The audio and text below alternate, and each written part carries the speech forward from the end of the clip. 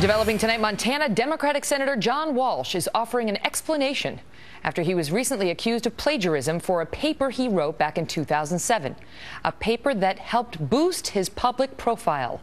Trace Gallagher has more from our West Coast newsroom. Trace? Megan, in his thesis, Senator John Walsh borrowed passages from at least 9 authors without giving them credit. Walsh says the apparent plagiarism, often word for word, was unintentional.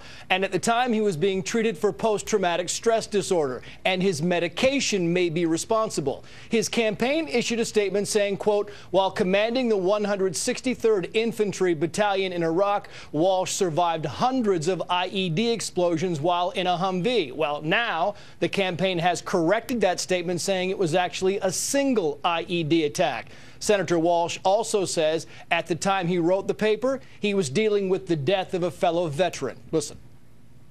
When I was at the War College, one of my soldiers that back in Montana died by suicide. So, academia wasn't probably the place that I need, for me to be. But a supporter of his opponent, Steve Daines, points out to Fox News that Walsh began researching and pulling passages for his thesis months before the suicide of his fellow vet. One of the authors who apparently was plagiarized says, quote, maybe he unintentionally didn't cite my work, but it's up to the Army War College to determine whether this is acceptable or not. The college is now reviewing the report, but says, quoting, there have been 8 cases since 1990 for which the Army War College revoked the graduation status of a former student, 6 for plagiarism, 2 for misconduct.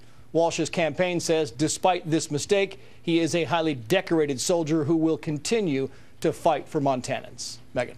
Trace, thank you. So this is a sitting U.S. senator in a tight race for re-election.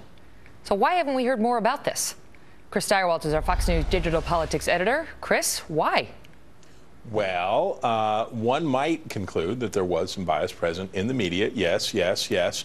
But also the fact that however much we've heard to this point, you're going to get ready to hear a lot more, because whatever advantage, whatever thumb was on the scale in his favor versus, say, Rand Paul over passages of speeches that were later found to have been taken from Wikipedia by staffers, et cetera, this case, which is more material since it involves him getting a degree, this case is more material.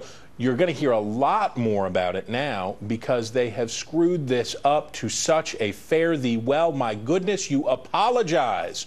You say that you are sorry. When you say that you did the wrong thing, you say, I'm sorry, I made a mistake, please forgive me. That's what you say. And instead, they are doing what? Well, they're forcing the Army War College into a corner, aren't they? They're saying, well, it wasn't so bad. You know what you don't do? You don't fail to attribute basically the conclusion of your paper. When you write a paper, you don't lift the conclusion from somebody else and then say, oh, I forgot to footnote that, because you think you would get a passing grade 9 on a times. paper?